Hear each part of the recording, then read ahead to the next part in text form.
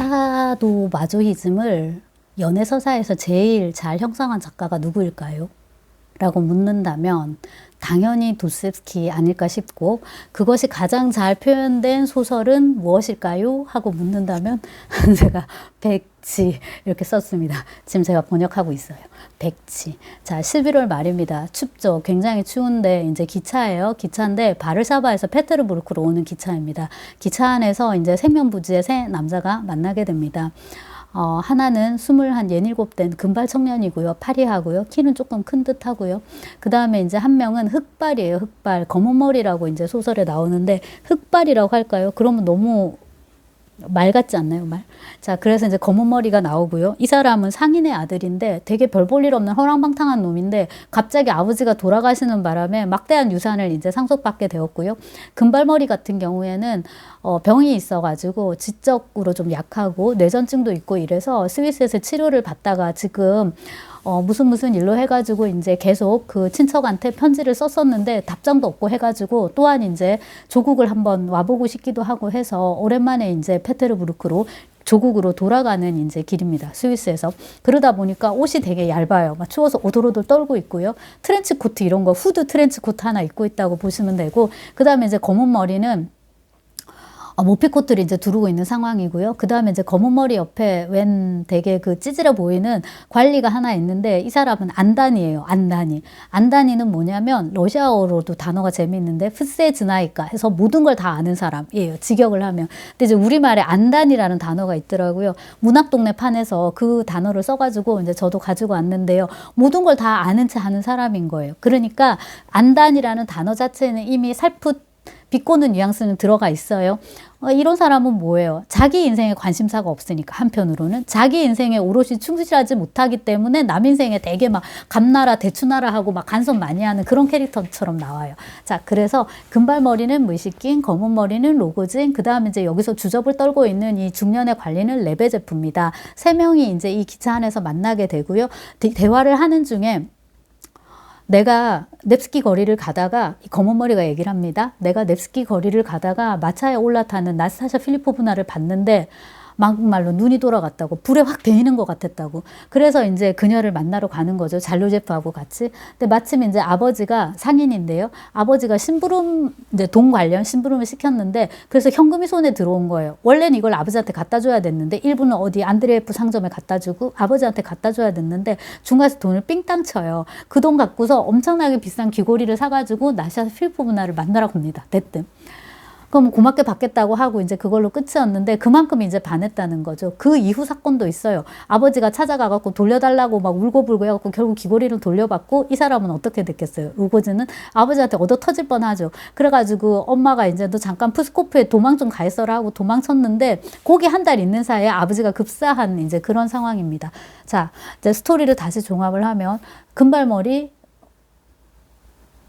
무시킨과 레프 니콜라예비치 무시킨과 그 다음에 검은 머리 이 파르폰 로고진인데요. 갑자기 부칭이 생각이 안 나죠. 세면오비치, 파르폰 세면오비치 이제 그 로고진이 있고요. 이제 레베제프도 있지만 여기 중간에 나사샤 필리포브나라는 여성이 들어가 있지 않습니까? 그래서 이제 스토리의 핵심은 이 나사샤 필리포브나를 사이에 두고 금발과 검은 머리가 싸우는 거거든요. 결과적으로. 그리고 이제 끝은 어떻게 되냐면, 왔다리 갔다리 하다가 이 여자가 이 남자 사이를 왔다리 갔다리 하다가 마지막에 이 여자가 그 무시킨하고 나사샤 필리포브나를 결혼하기로 해요. 결혼식 다 잡아놓고요. 스드메까지 다 했어요. 화장까지 다 하고 웨딩드레스 다 입고 결혼식장에만 가면 되는데, 바로 그날 로고진하고 주랭랑을 친 거예요. 그리고 바로 그날 밤 이어서 새벽에 로고진이 이제 그녀를 찔러 죽인 거고요. 당연히 이제 신부가 도망을 갔으니까 무시키는 찾아다닐 거 아니에요. 그리고 이제 로고진 집 앞에까지 이르게 되고, 로고진도 이제 그가 찾으러 올 줄 알았던 거죠. 그렇게 해서 이제 그를 몰래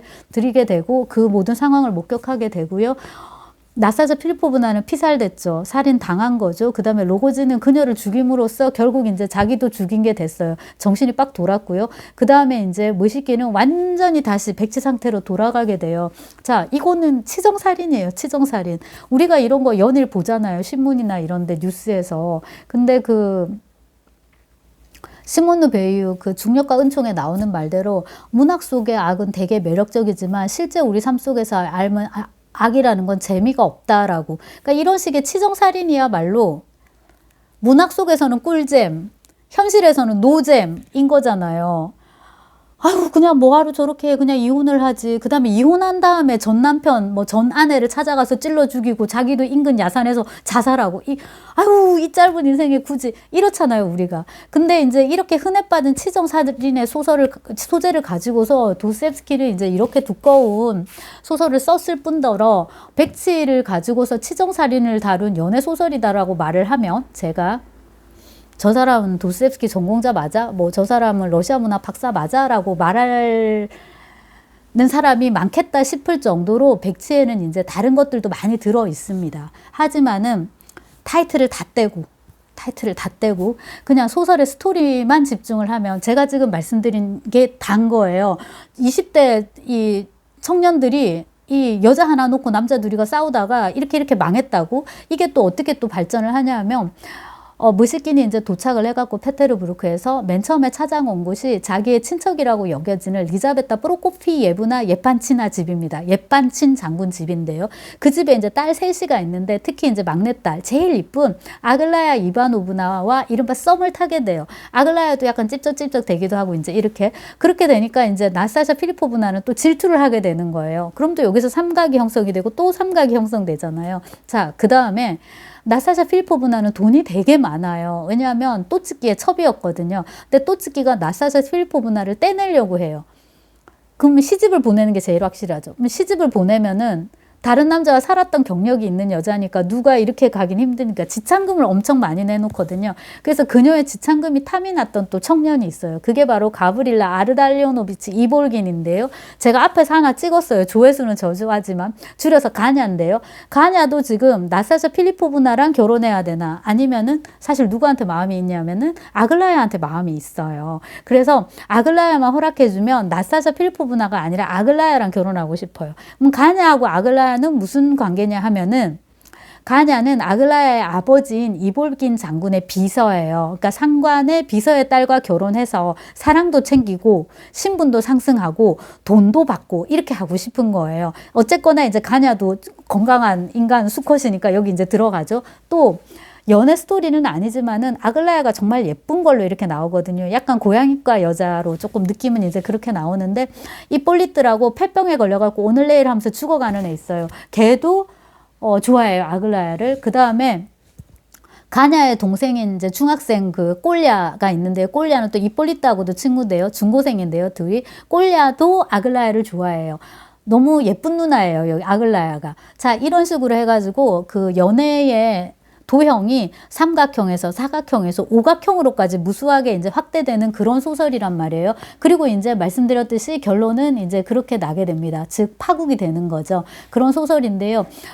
이 백치의 이제 줄거리는 그렇고요. 아까 그 치정살인이라고 말씀을 드렸는데 그렇게 되기까지 내적으로 이제 깔려 있는 이 연인들의 어떤 심리적인 기전은 정확하게 사도 마조히즘인 거예요. 근데 이 모피를 입은 비너스가 제가 진짜로 채찍을 들고 스쳐가지고 너무 웃겼다고 말씀을 드렸는데 도스토옙스키는 소설 그렇게 쓰지 않잖아요. 그래서 이른바 섹스 장면이 하나도 없지만은 너무나도 뜨겁고 그 다음에 채찍질 갖고 두들겨 패는 장면은 없지만은 그 말 한마디 한마디에 정말 칼이 서려 있는 거예요. 꺼지라고 로고진한테.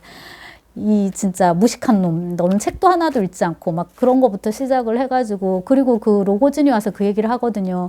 그녀는 너한테는 그러지 않지만은 나한테는 그렇게 한다고. 왜냐하면 너는 점잖지만은 나는 뭐 거의 개나 다름없으니까. 아무튼 이런 식으로 뭐 입에 못 담을 정도로 심한 욕은 아니지만은 정말 폐부를 찌르는 그런 이제 그 관계들이 이어지는데 결국 이제 그 안에 들어있는 거는 이런 사도 마조이즘적인 관계라는 거죠. 근데 그거를 채찍을 휘둘러서 채찍질이 아니라 지금 말씀드린 이제 이런 식의 여러 가지 언어 폭력, 그 다음에 이제 행동 폭력도 있죠. 왜냐하면 로고진이 나사시 필포만을 때렸거든요. 때리고 나서는 바로 내가 죽을 때 졌다고 막 그렇게 또 엉엉 울고 막 서로 난리를 치고 이제 이렇게 하는데 그 둘 사이를 왔다 갔다 하는 나스타샤 필리포브나의 이제 심리도 굉장히 재미가 있고 그 다음에 이제 이 두 남녀의 관계에서 로고진이 어떻게 보면 무조건 이제 깔고 들어가는 것처럼 보이지만은 결국엔 이제 참다 못해가지고 그 원해용 칼로 가지고 그걸 이제 무식인이 앞에서 봤었단 말이에요. 그거 갖고 이제 나스타샤 필리포브나를 결국 찔러 죽이는 걸로 심장에 이렇게 꽂아가지고 피도 거의 안 났다고 찔러 죽이는 걸로 이제 끝이 나는데 이들의 그 심리적인 어떤 고통, 그 다음에 열정, 한쪽은 이제 기독교적 사랑이라고 얘기를 하죠. 이 무시킨이 나스타샤 필리포브나에 대해서 갖는 사랑은 기독교적인 사랑. 로고진이 이렇게 이 나스타샤 필리포브나에 대해서 갖는 사랑은 에로틱한 어떤 열정 이렇게 얘기를 하는데 젊은 남녀가 사랑을 하는데 그게 뭘 그렇게 지금 저희가 했냐 말았냐 이런 재판하는 거 아닌 다음에야 이거는 다 남녀 상렬지사인 거죠. 자, 그래서 그들과의 이런 어떤 여러 관계를 통해서 그거를 잘 표현을 했다. 그러면 그런 거에 이론은 어디 있느냐 하면은 이제 백치는 소설로 잘 쓴 거고요. 일종의 이제 이론이라면은 바로 요 지하로부터의 쑥이다. 근데 여기 나오는 문장이 거의 똑같더라고요. 남녀 관계에 있어서 사람의 관계에 있어서는 항상 누군가는 폭군이 돼야 되고 누군가는 뭐죠? 그 사람한테 이제 이렇게 폭력을 행사받음으로써 쾌감을 느끼는 그런 존재여야 된다라는 식의 이야기가 여기 나온단 말이에요. 자기는 항상 사랑을 그런 식으로 생각해 왔다고. 낭만주의 문학을 너무 많이 읽어서 그런 거기도 하고 그리고 이제 자기의 그런 어떤 이성 간의 사랑의 원칙을 리자라는 창녀를 만나가지고 그대로 이제 하는 거죠. 이렇게 관계를 갖고서 근데 이제 관계 갖는 장면이 묘사가 되는 건 아니지만 굉장히 거칠게 좀 좋지 않게 했을 것 같고요. 그 다음에 이제 돈을 주는 거. 돈을 줌으로 해서 이제 그녀는 사랑으로 응수했는데 나는 너를 사랑이 아니라 그냥 돈 주고 산 거야. 이런 식으로 이제 함으로 해서 또 폭력적인 어떤 쾌감을 느낀다든지 그거를 이제 여기서 이론적으로 잘 표현을 했고 에피소드로는 그 매춘부 리자와의 관계였는데요. 이것뿐만 아니라 제가 이제 지난 여름에 논문 쓰고 찍은 영상 여기 이겁니다. 네. 상처받은 사람들, 학대받고, 옛날에 학대받은 사람이었는데, 모욕받은 사람들. 여기도 보면 이제 고통의 이기주의라고, 이 고통받으면서 오히려 쾌감을 느끼는 거죠. 그런 거를 이제 얘기를 막 하는데요. 비슷하게 이제 이 노름꾼 여기서도 마찬가지로 여기 주인공이 똑같거든요. 여기도 이제 노름꾼인데 이제 도박자인데요. 다르게 번역을 하면은 얘가 이제 그 한 여자를 사랑하는데 그 여자한테 거의 노예처럼 당해요. 그러면서 이제 쾌감을 느껴요. 그리고 모든 거를 다 그녀가 이제 해달라는 대로 하고 그녀의 모든 히스테리를 다 받아주고 그래서 그런 병리적인 정서가 굉장히 잘 표현된 소설인데 특히 이 소설을 꼽는 이유는 뭐냐면은 다른 이야기가 없기 때문에 그래요. 그 부분에 이제 최대한 초점을 맞춰서 그렇고 그다음에 이제 이게 그 부인을 이 소설을 쓰기 위해서 속기사를 불렀는데 그녀랑 이제 결혼하게 되거든요. 그래서 결과적으로 이 소설을 읽으면은 이 소설 속에 그 여주의 모델이 아폴리나리아 이제 수슬로바 폴리나인데요. 오죽하면 여주 이름도 폴리나라고 했을 정도인데 지나간 사랑을 잊고 이제 새로운 사랑을 맞이하는 쪽으로 이제 그렇게 가는 거죠. 자, 그래서 사도 마조히즘적인 어떤 이런 심리적 기전을 연애 서사로 가장 잘 풀어낸 작가는 역시나 도스옙스키다라는 것이고요. 여기서 우리가 절대로 혼동하지 말아야 될 게 자, 소설 속의 사도 마조히즘은 꿀잼, 현실 속의 사도 마조히즘은 노잼이에요. 이혼해야 돼요. 그리고 사귀는데 만약에 그런 식이면 빨리 끝내는 게 좋아요. 그것은 반드시 데이트 폭력으로 가게 돼 있고 심하면은 정말로 누가 하나 죽어야 되는 그래야지 끝이 난다니까요. 그래서 제가 백치를 지금 옮기면서도 대체로 도스옙스키 소설은 누구 하나가 죽어야 심지어 둘, 셋, 넷, 다섯 등장인물 모두가 죽어야 끝나는 소설인데 백치는 지금 주요 인물들이 다 맛이 가야지 끝나는 소설인 거예요.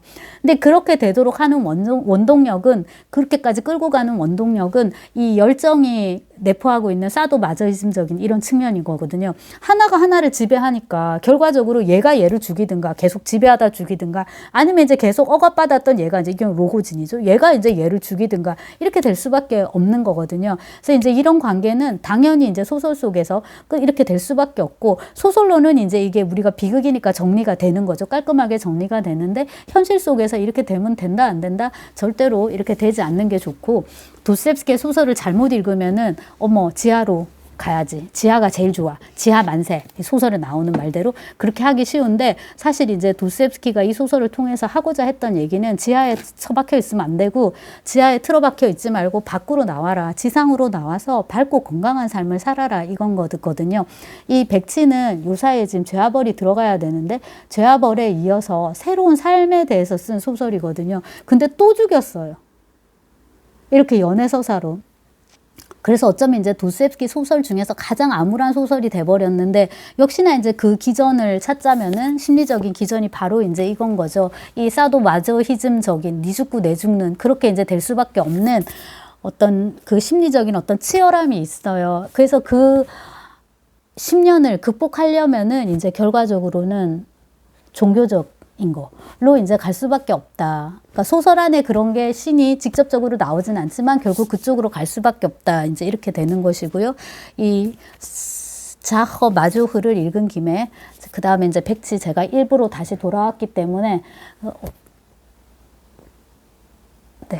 운명이 이 세 사람을 나중에 어떻게 엮을지 얘들이 미리 알았더라면 정말 깜짝 놀랐을 것이다 라고 결국에 이제 그렇게 되는 결말인 것을 알고서 다시 소설의 맨 처음으로 가서 읽는 지금 그런 상황이란 말이에요. 그래서 다시 한번 이제 이야기를 해봤습니다.